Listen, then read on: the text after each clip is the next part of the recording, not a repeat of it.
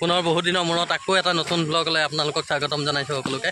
আজি যিহেতু বিশ্ব পৰিৱেশ দিৱস সকলোৱে জানে, 2024 চনৰ আজি বিশ্বৰ পৰিৱেশ দিৱস, সেই হেতুকে আজি এটা নতুন ব্লগৰ কাৰণে সকলোকে শুভেচ্ছা জনাইছোঁ। প্ৰথমতে বিশ্ব দিৱসৰ শুভেচ্ছা শুভকামনা জনাইছোঁ।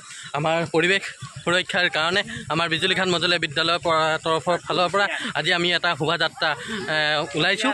সকলোকে আমি দেখুৱাই যাম সকলো দৃশ্য। এই শোভাযাত্ৰাৰ প্ৰতিটো মুহূৰ্ত আপোনালোকক দেখুৱাই যাম।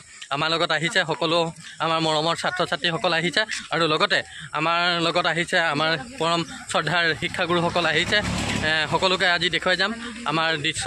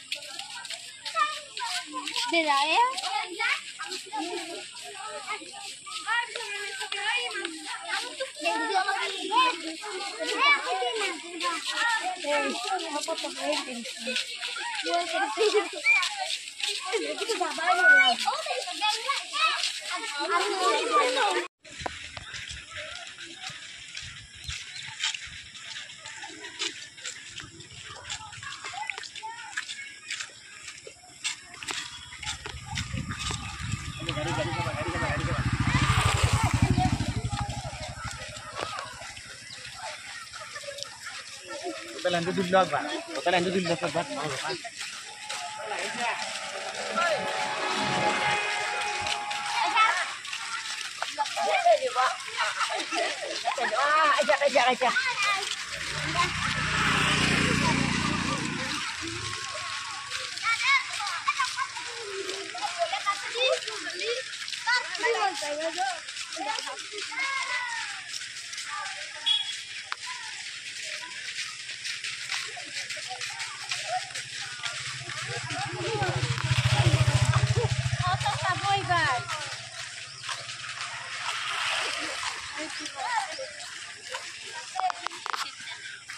সঁচাকৈ সেউজীয়া পৰিৱেশৰ মাজত আমি সকলোৱে জীয়াই থকাটো বিচাৰোঁ, আৰু সেই সেউজীয়া সদায় ধৰণীখন হৈ থাকক, সকলো ভালদৰে থাকক, আৰু এই পৃথিৱীৰ যি প্ৰদূষণ মাত্ৰা বাঢ়ি গৈছে সকলোৱে ৰোধ কৰক।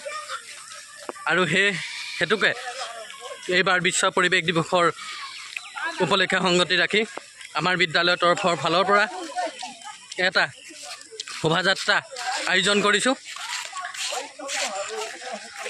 ইয়াত সকলোৱে অংশগ্ৰহণ কৰিছে। আমাৰ সন্মানীয় আমাৰ বিদ্যালয়ৰ সভাপতি মহোদয় আমাৰ মাজত আছে, তেখেতো আমাৰ মাজত আজি অংশগ্ৰহণ কৰিছে। তাৰ কাৰণে তেখেতক আমি অশেষ ধন্যবাদ জ্ঞাপন কৰিছোঁ। এয়া